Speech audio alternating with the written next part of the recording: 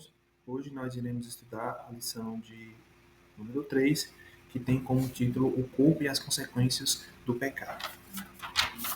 Sabemos que o pecado ele afetou de maneira negativa o corpo humano. Então ele trouxe consequências para o corpo humano. Que tipo de consequência? Consequências do tipo dor, sofrimento, envelhecimento e morte. Então, é sobre isso que nós iremos falar sobre essa lição, né? Ou seja, nós destacaremos as consequências do pecado sobre o corpo humano. Mas, afinal de contas, o que significa pecado? Pecado é a palavra-chave que define essa nossa lição e significa errar o caminho, falhar, desviar-se ou errar o alvo. Em outras palavras, podemos dizer que pecado é tudo aquilo que se opõe à vontade de Deus, ou ainda é um ato de desobediência à vontade de Deus. Foi isso que aconteceu com Adão e Eva. Eles desobedeceram à ordem de Deus, à ordenança divina. Deus disse que não era para comer da árvore, né, da ciência, não era para comer do fruto da árvore da ciência do bem e do mal. E eles foram lá e desobedeceram. E por conta disso, né, esse pecado, né, esse ato de desobediência trouxe consequências para o homem. O texto áureo encontra-se em Gênesis, capítulo 3, versículo 19, que diz assim: No suor do teu rosto comerás o teu pão até que te tornes a terra, porque dela foste tomado, porquanto és pó, e em pó te tornará. Então, o que a gente observa logo de início aqui, ou na parte inicial desse versículo, é que no suor do teu rosto comerás o teu pão. Então, observamos aqui que Adão, a partir de agora, vai comer através do suor do seu rosto. Então, a gente observa e isso nos leva a entender que aqui surge a fadiga, sofrimento, dor. Então, ele agora vai ter que suar, vai ter que trabalhar, vai ter que dar o duro para pôr pão à mesa. Outro ponto interessante, a partir da vírgula, até que te tornes a terra. Essa expressão, essa frase, até que te tornes a terra, diz respeito a envelhecimento, desgastamento físico gradativo, ou seja, o corpo do ser humano ele vai se desgastando ao longo do tempo. A gente observa que os olhos já não são mais o mesmo, as mãos e os braços não são mais os mesmos, a força e o vigor das pernas e os pés não são mais o mesmo. Então, tudo vai mudando, vai se desgastando, deteriorando com o tempo, até a morte. Então, essas são as consequências do pecado. Então a gente observa, irmãos, que o pecado do primeiro Adão, ele afetou o homem no corpo, alma e no espírito. Mas a redenção de Cristo, ou seja, a obra salvífica promovida por Cristo na cruz do Calvário, né, que é chamada de o último Adão, tem o poder de restaurá-lo plenamente. Então nós observamos que o último Adão, né, no caso é Jesus Cristo, ele veio para restaurar o que o primeiro Adão perdeu. E essa é a nossa esperança. Glória a Deus. Então, o primeiro tópico fala da perfeição à morte. A criação perfeita. O homem foi criado perfeito em toda a sua constituição. Gênesis 1:31 fala assim: Eis que tudo era muito bom. Então, aqui a gente observa um selo de qualidade, né, imprimido e colocado no homem por Deus. Ou seja, há uma certificação divina de que o que Deus criou era muito bom. Aqui diz que era tudo muito bom.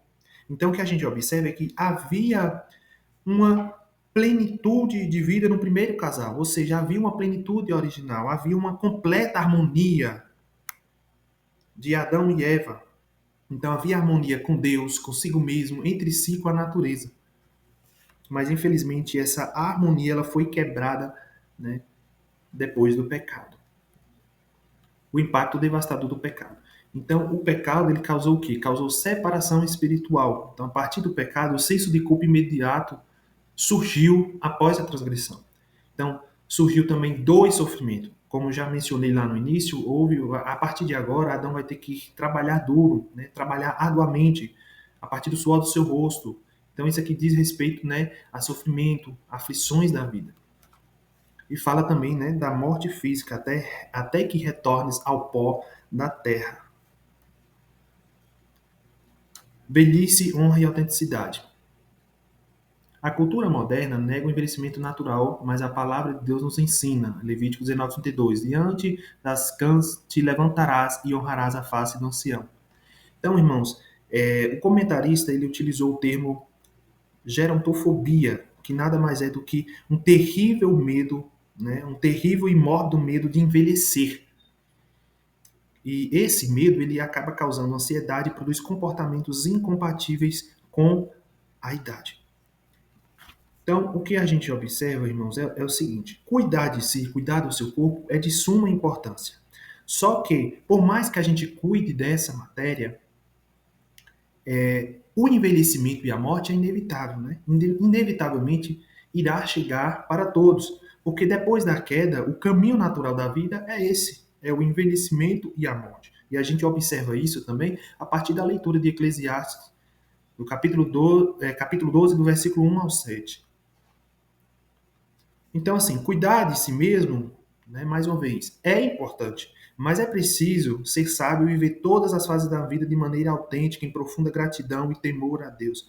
Então, independentemente da nossa fase, né, da fase da nossa vida, independentemente da nossa idade, a gente deve aproveitar cada momento com profunda gratidão e temor a Deus. Né? E essa instrução e orientação foi deixada lá em Eclesiastes 12:13, que diz assim: tudo se resume a temer ao Senhor e obedecer os seus mandamentos.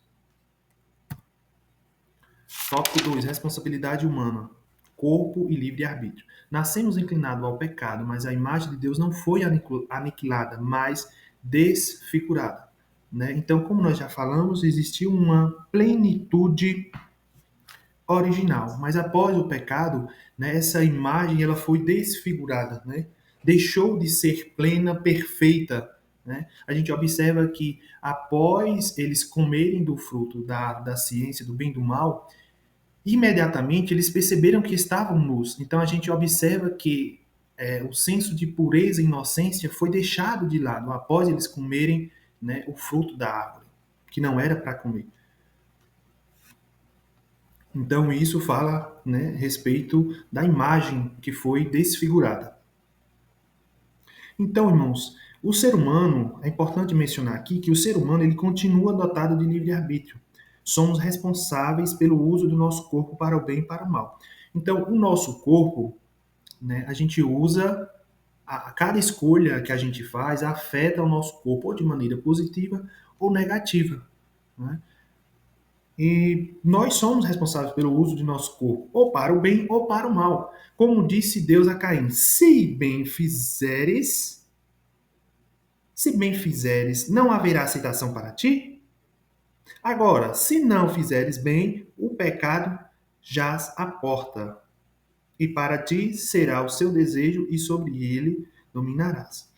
Então, irmãos, a gente tem a liberdade de fazer o que a gente quiser com o nosso corpo, mas é preciso entender que há consequências para tudo aquilo que a gente faz. Né? E a consequência ela pode ser positiva se nós escolhermos fazer o bem, né? Usar o nosso corpo para o bem, mas ela também pode ser negativa se nós usarmos o nosso corpo para o mal.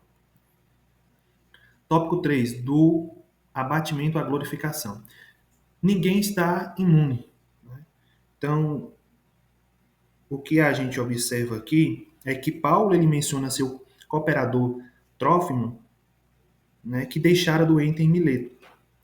Então, a gente observa que nem mesmo nós que somos cristãos estamos imunes, né, de sofrimento, de dor, de problemas, de doenças.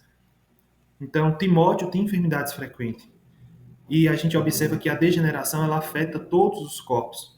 Como eu falei, inevitavelmente o nosso corpo ele vai se desgastando ao longo do tempo.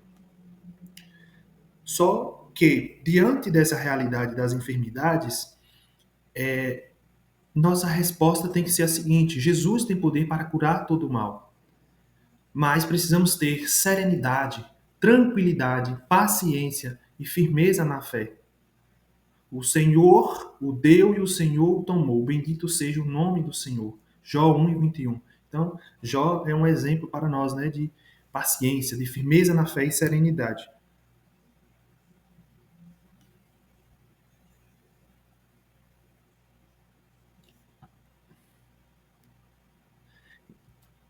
A esperança da glorificação. Então, irmãos, mesmo que o nosso corpo ele não seja abatido por doenças, o próprio processo de envelhecimento ele traz canseira e enfado, né? A gente pode observar isso em Salmos 90, capítulo 90, versículo 10. E é importante a gente ter essa consciência, né,